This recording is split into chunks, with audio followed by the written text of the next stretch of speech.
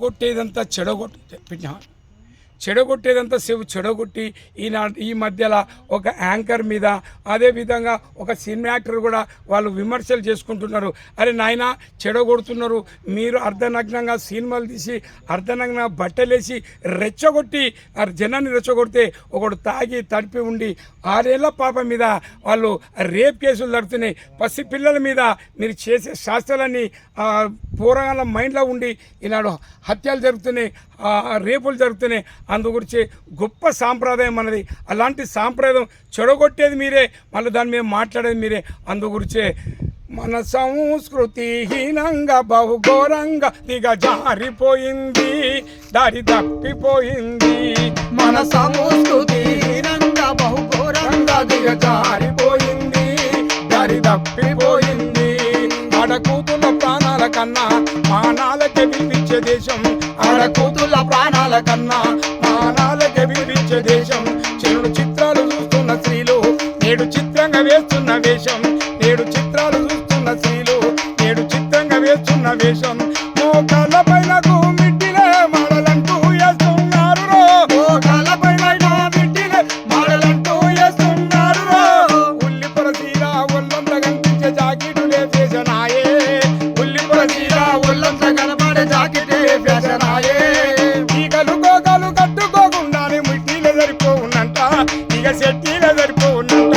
మన సంస్కృతి హీనంగా బహుఘోరంగా దిగజారిపోయింది, దారి తప్పిపోయింది. మన సంస్కృతి హీనంగా బహుఘోరంగా దిగజారిపోయింది, దారి తప్పిపోయింది. అర్ధరాత్రి ఆడకూతురు ఆహా ఒంటరిగా తిరిగిన నాడు, ఓహో కుడూరు ఒంటరిగా తిరిగిన నాడు అసలైన స్వాతంత్రమాని అన్నాడు ఆనాడు గాంధీ, అసలైన స్వాతంత్రమాని అన్నాడు ఆనాడు గాంధీ. నడవడానికి ఆడోళ్ళు లేరు, నడవడానికి ఆడోళ్ళు లేరు, కడుపులోనే చంపుతున్నారు.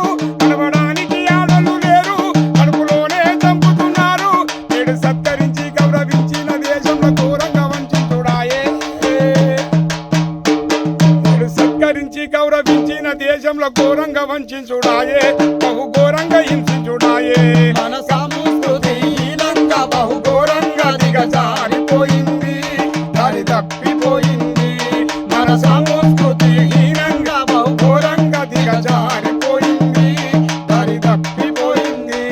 అర్ధరాత్రి ఆడకూతురు ఒంటరిగా తిరిగిన నాడు అసలైన స్వాతంత్రమాని అన్నాడు ఆనాడు గాంధీ. నడవడానికి ఆడోళ్ళు లేరు, కడుపులోనే చంపుతున్నారు.